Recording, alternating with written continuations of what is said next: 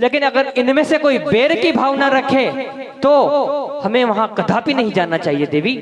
और तुम्हारे पिता हमसे बैर की भावना रखते हैं, मैंने तुम्हें अभी बताया।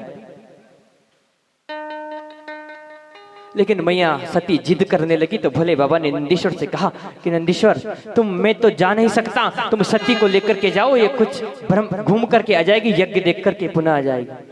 तो आज भोले बाबा को मन से कह रहे हैं कि आ जाएगी। भोले बाबा को पता है कि सती तो जा रही है लेकिन ये लौट करके नहीं आएगी। आज भोले बाबा ने अपने गणों से कहा कि सती का जितना भी सामान है सब एक पोटले में बांध दो। तो मैया सती कह रही है कि स्वामी मैं कोई जीवन भर के लिए पिता के यहाँ नहीं जा रही हूँ, आज जा रही हूँ, कल यज्ञ देखूंगी, परसों रुकूंगी, उसके अगले दिन पुनः लौट आऊंगी।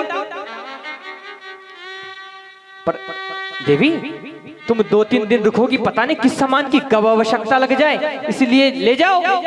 भोले बाबा जानते थे कि सती लौट करके नहीं आएगी और सती का कुछ सामान, उसकी कुछ सामग्री, कुछ वस्तु अगर कैलाश पर रह गई तो ये भजन करने में बड़ा विक्षेप पैदा करेगी। इसलिए भोले बाबा ने मैया सती का जो भी सामान था सब एक पोटले में बंधवा दिया और नंदीश्वर से कह दिया कि जाओ जाकर के सती को हरिद्वार कलखल में इनके मायके छोड़ करके आ जाओ। कुछ गण साथ में दिए भेजे और नंदीश्वर के साथ मैया सती को भेज दिया। मैया सती यज्ञ में आई। यज्ञ के मुख्य द्वार पर दक्ष खड़ा था और दक्ष ने जैसे ही देखा सती, गोस्वामी तुलसीदास जी लिख रहे हैं कि पिता भवन जब गई भवानी और दक्ष त्रास का होने सम्मानी। दक्ष ने देखते ही मुंह फेर लिया, इसका पति तो मेरा सम्मान करता नहीं और ये बिना बुलाई मेरी यज्ञ में आ गई। महाराज एक बेटी सब कुछ सहन कर सकती है पर वो ये सहन नहीं कर सकती कि उसका पिता उससे रुष्ट हो जाए। अगर माँ रुष्ट है बेटी सहन कर लेगी, भाई रुष्ट है बेटी सहन कर लेगी, पति रुष्ट हो जाता है एक बेटी सहन कर लेती है, लेकिन पिता रुष्ट हो जाता है इस बात को अभी बेटी सहन नहीं कर पाती। जैसे ही मैया सती ने देखा कि पिता ने देख करके मुख मोड़ लिया, आज सती को एहसास हुआ कि शायद भगवान शंकर ने कहा था मैं उनकी बात मान लेती तो आज मुझे इस तरह पिता से अपमानित नहीं होना पड़ता। लेकिन फिर मन में विचार किया कि चल के मैया से तो मिलूं। कुछ आगे बढ़ी तो सादर सरल मिली एक माता। एक माता ही प्रेम से बोली महाराज सती से, सादर सरल मिली एक माता, भगनी मिली बहुत मुस्काता। सती की बहनें मिली तो उन्होंने कह दिया और सती तू अकेली आई। दूसरी बहन ने कहा बेचारी उससे क्या पूछ रही है, उसके पति तो कहीं भांग पी करके पड़े होंगे शमशान में। आज भोले बाबा के लिए अब शब्द सारी बहनों ने प्रयोग किए। मैया सती का हृदय विदीर्ण हो गया महाराज की, काश में भोले बाबा की बात मान लेती, लेकिन क्या करूं, अब आ तो गई।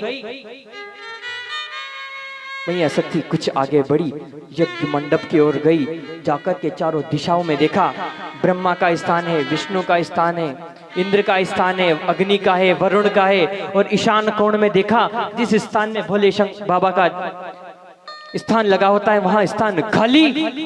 अब तक तो मैया सती का अपमान हो रहा था इसलिए मैया सहन कर गई, लेकिन अब देखा कि भगवान शंकर का अपमान हुआ है तो मैया सती ने उसी समय कहा ए दक्ष, अब तक तो तूने मेरा अपमान किया था, आज तूने मेरे पति का अपमान किया है। और अगर मैं इसी शरीर से अब लौट करके भगवान शंकर के पास गई और उन्होंने मुझे कह दिया कि दक्ष सुता, तो मेरा शरीर लज्जा के मारे झुक जाएगा। दक्ष, आज मैं तेरे द्वारा प्रकट दिया गया इस शरीर को तेरे इस यज्ञ में समर्पित करती हूँ। और अपने मन से अग्नि को प्रकट किया और मैया सती उसी यज्ञ में जल करके भस्म हो गई। जैसे ही मैया सती यज्ञ में भस्म हुई, आज शंकर भगवान के गणों ने यज्ञ में उत्पात मचाया तो देवताओं ने मार कूट करके सारी गणों को भगा दिया। सारे देवता सारे गण दौड़ करके भगवान शंकर के पास आए और आकर के भगवान शंकर को समाचार दिया। बोले महाराज महाराज मैया सती ने दक्ष के यज्ञ में अपने प्राणों को छोड़ दिया।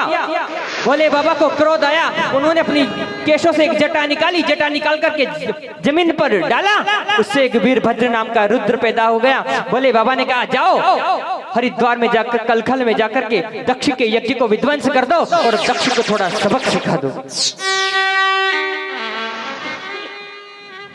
आज वीरभद्र आया, वीरभद्र जैसे यज्ञ के मुख्य द्वार पर आया, दक्ष खड़ा था, उसने दक्ष के शीश को अपने नाखून से काट करके यज्ञ मंडप में डाल दिया, यज्ञ कुंड में डाल दिया। अंदर गया, जाकर के पूरे यज्ञ को विध्वंस कर दिया। उषा की बत्ती सी तोड़ दी, बगरुषि की मुछियां उखाड़ दी, किसी के हाथ तोड़े, किसी के पांव तोड़े, सभी को पूरे यज्ञ को विध्वंस कर दिया महाराज। अब सारे देवता भगे वहां से डर के, सब दौड़ करके ब्रह्मा जी के पास गए, त्राहिमाम प्रभु रक्षा करो, त्राहिमाम त्राहिमाम। बोले क्या हुआ? बोले हम आपके पुत्र दक्ष के यहाँ यज्ञ में गए थे और वहां मैया सती ने प्राणांत अपने प्राणों को छोड़ दिया और भगवान शंकर का एक गण है वो हमको जान से मार डालेगा, हमारी रक्षा करो। अच्छा, जब हलवा पूड़ी खाने गए थे तब मेरे पास आए थे क्या? आप भी चल रहे हो क्या? तब तो अकेले अकेले निकल गए और अब प्राणों पर संकट आने पड़ा तो अब कह रहे हो हमारी रक्षा करो, चलो भगो यहां से। पितामह कुछ भी करो, हमारी रक्षा करो। ब्रह्मा जी सारे देवताओं को लेकर के भगवान नारायण के पास गए, भगवान नारायण को साथ लिया और दोनों देव सारे देवताओं को लेकर के कैलाश पर आए, आकर के भगवान शंकर की स्तुति की, प्रार्थना की। और भगवान शंकर तो महाराज आशुतोष जल्दी ही प्रसन्न हो जाते हैं। भगवान नारायण ने कहा कि प्रभु मैया अभी हुआ सो हुआ, आप चल करके दक्ष का यज्ञ पूर्ण करवाइए। अगर दक्ष का यज्ञ पूर्ण नहीं हुआ तो इस पृथ्वी से यज्ञ की महिमा चली जाएगी, आने वाले समय में कोई यज्ञ नहीं करेगा। भोले बाबा को समझाने के बाद आज भोले बाबा दोनों देवों के साथ मिलकर के हरिद्वार कलखल में आए, आकर के देखा तो अब यज्ञ कैसे पूरा करे? यज्ञ का यजमान ही मरा पड़ा है, मुंड तो यज्ञ में जल गया, बस धड़ धड़ पड़ा है। तो भोले बाबा ने कहा कि जाओ। उसी समय वहां पर यज्ञ की बलि का बकरा बंधा था। भोले बाबा ने अपने त्रिशूल से बकरे का सिर काटा और बकरे का सिर काट के दक्ष के मुंह पर लगाया तो दक्ष खड़ा होकर के भोले बाबा की स्तुति करने लगा, बेबे करने लगा। महाराज दुनिया के पहले सर्जन्य हैं भोले बाबा। कोई आपसे ये कहे ना कि जो डॉक्टर लोग सर्जन्य करते हैं ये अमेरिका यूएसए से सीख के आए हैं, तो उनको बता देना कि ये तो अब सीखे। भोले बाबा ने 2 बार सर्जरी की और सफल सर्जरी की। एक बार अपने बेटे को की काट के हाथी की का शीश लगा दिया और एक बार अपने ससुर का बकरे का लगा दिया। ये तो आजकल के डॉक्टर तो हाथ पैर का ही ऑपरेशन कर रहे हैं, उन्होंने तो पूरी गर्दन की सर्जरी की है। दक्ष बेबे करने लगा। भोले बाबा ने दक्ष को यजमान को जीवित करके यज्ञ पूर्ण करवाया। मैया सती का अध जला हुआ शरीर रखा था, उसे अपने कंधे पे उठाया और कंधे पे उठा करके भोले बाबा भयंकर नृत्य करने लगे। महाराज भोले बाबा के नृत्य से पूरी पृथ्वी धड़ धड़ कांपने लगी, देवताओं की शक्ति क्षीण होने लगी। अब क्या करे? सारे देवता दौड़ करके भगवान नारायण के पास गए, प्रभु त्राहिमाम रक्षा करो, भोले बाबा भयंकर नृत्य कर रहे हैं और अगर भोले बाबा इसी तरह नृत्य करते रहे तो ये पृथ्वी रसातल के लिए चली जाएगी। आज भगवान नारायण ने अपने सुदर्शन से मैया सती के टुकड़ों का, मैया सती के शरीर के 51 टुकड़े किए और इस भारत में जहां जहां वो गिरे वहां 51 शक्तिपीठ बन करके तैयार हुए।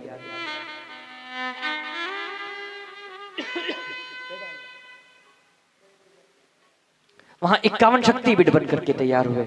श्री सुखदेव जी महाराज कहने लगे, राजन परीक्षित, ये मनु महाराज की 3 पुत्रियों के वंश की कथा थी। अब मैं तुम्हें मनु महाराज के ज्येष्ठ पुत्र उत्तानपाद के वंश की कथा सुनाता हूं। महाराज उत्तानपाद सुकुशल राज कर रहे थे। महाराज उत्तानपाद का विवाह एक सुनित नाम की रानी के साथ हुआ। दोनों का वैवाहिक जीवन बड़ी कुशलता से, बड़ी सरलता से चल रहा था। महाराज धीरे धीरे समय व्यतीत होता गया, लेकिन इनके यहाँ कोई संतान नहीं थी। एक दिन महाराज और महारानी नगर भ्रमण के लिए निकले। दोनों रथ में बैठ करके जा रहे थे। अभी महल से कुछ दूर ही गए और जाकर के एक मेहतरानी अपने एक मेहतरानी का बच्चा बाहर खड़ा था। मेहतरानी ने अपने बच्चे से कहा, चल अंदर आजा। वो सामने से निपुता राजा आ रहा है, अगर उसका चेहरा देख लिया तो पूरे दिन भोजन नहीं मिलेगा। अब इस बात को महाराज उत्तानपाद तो नहीं सुन पाए, लेकिन महारानी सुनीत ने इस बातों को सुन लिया। क्या, मेरे पति का मुख देखने पर किसी को भोजन नहीं मिलेगा? महारानी ने कहा, महाराज आज मेरा मन नहीं है नगर भ्रमण का, आप रथ को महलों की ओर ले चलिए। देवी, अब भी तो आपने कहा है कि मुझे नगर भ्रमण के लिए जाना, और अब आप कह रही हो कि रथ को महलों के लिए ले चलो। हाँ महाराज, मुझे उधर पीड़ा हो रही है, मुझे अब सहन नहीं हो रहा है, आप रथ को महलों की ओर ले चलिए। महारानी के कहने पर महाराज उत्तानपाद ने अपने रथ को महलों की ओर मोड़ लिया। महलों में जाकर के रथ रुका। मैया रथ से उतर करके अपने कक्ष में गई और जाकर के फुट फुट करके मैया रोने लगी कि क्या मेरे पति का मुख देखने पर किसी को भोजन नहीं मिलेगा। उसी समय महाराज उत्तानपाद आए और महाराज उत्तानपाद को देख करके मैया ने जल्दी जल्दी अपने आंसू पहुंचे। महाराज उत्तानपाद ने आकर के कहा, बोले देवी, देवी तुम रो रही हो, क्या कारण है, तुम रो क्यों रही हो? मैया सुनीत ने कहा हाथ जोड़कर कि महाराज मैं आपसे प्रार्थना करती हूँ, मुझे उम्मीद है कि आप मुझे मेरी प्रार्थना को स्वीकार करोगे। देवी, प्रार्थना नहीं, तुम तो आदेश करो। महाराज आप मेरे कहने पर दूसरा विवाह कर लीजिए। क्या देवी, दूसरा विवाह? मैं दूसरा विवाह कर लूं? बोले हाँ महाराज, मेरे कहने पर आप दूसरा विवाह कर लो। देवी, मैं तुम्हारी सारी शर्तें मान सकता हूं, लेकिन मैं तुम्हारी ये शर्त नहीं मान सकता हूं कि मैं दूसरा विवाह कर लूं। देवी, पता नहीं जो नई रानी आएगी वो कैसी आएगी, तुम्हारे साथ कैसा बर्ताव करेगी, क्यों खामाखा इस सुंदर चल रहे जीवन में नई कलेश को पैदा करे। नहीं महाराज, मेरी यही प्रार्थना है कि आप दूसरा विवाह कर लो। मैं सब कुछ सहन कर लूंगी, सौतन जो भी कहे वो सब कुछ सहन कर लूंगी मैं, वो मेरे साथ चाहे जैसा भी बर्ताव करे, लेकिन मैं यह सहन नहीं कर सकती कि कोई मेरा पति का मुख देख ले तो उसे भोजन नहीं मिले।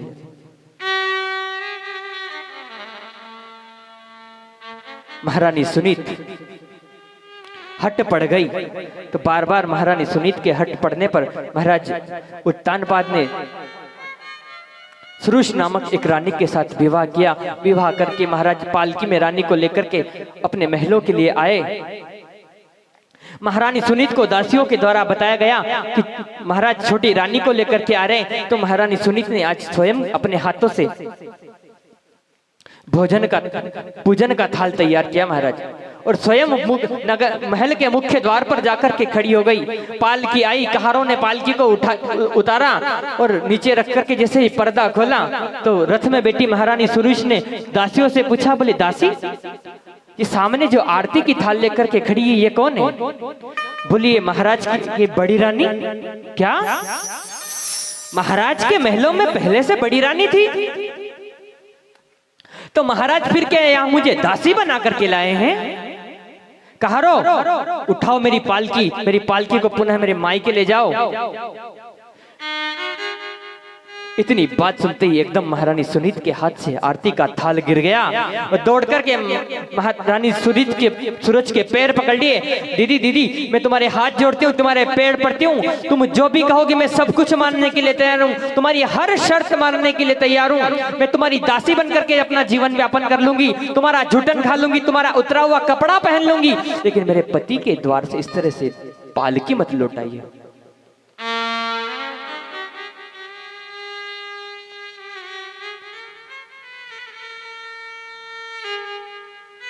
मेरे पति का यश तीनों लोकों में फैला हुआ है, मेरे पति के द्वारे से अपनी पालकी मत ले जाइए दीदी। तो महारानी सुरुचि ने कहा, बोले ठीक है, तुम्हें मेरी शर्त माननी होगी। बोले हाँ ठीक है, तुम्हें आज से गौशाला में रहना होगा। बोले ठीक है, मैं गौशाला में रहने के लिए तैयार हूं। आज सुरुच का गृह प्रवेश हुआ। धीरे धीरे समय व्यतीत होता गया। महारानी सुनीत गौशाला में रहने लगी, महाराजी सुरुच महल में, और महाराज उत्तानपाद अब सुरुच में इतने मगन हो गए कि वो महारानी सुनीत को भी भूल गए। अब महाराज ये जो है ना, महारानी सुनीत और महारानी सुरुच, ये सुनीति और सुरुचि आपकी और हमारी भी ये दो पत्नियां ही है। ये उनकी नहीं, अपनी भी है। आप कहो तो प्रमाण करके बता दूं, प्रमाण देके। एक है सुनीति, यानी कि जो अच्छी नीति हो, जो नीति योग्य हो, और एक है सुरुचि, स्वरुचि, जो अपनी रुचि हो, भले वो सही हो या गलत हो, वो स्वयं की रुचि होती है अपने अंदर। दो सुनीति कि आज मान लो कहीं भंडारा है कि वहां कड़ी पूड़ी बनी है, आज वहां भोजन करेंगे भंडारे में, और उसी समय सुरुचि अपने अंदर है, बोले अरे वहां तो कड़ी पूड़ी बनी, वहां थोड़ी, अपन तो जीरापुर चलो मटर पनीर खाएंगे। सुनीति जो हमें सही स्थान पर ले जा रही हो, हमारे जीवन को सही दिशा दे रही हो, और स्वरुचि जो अपनी इच्छा से चल रही हो। ये उत्तानपाद के साथ नहीं, हमारे साथ भी है।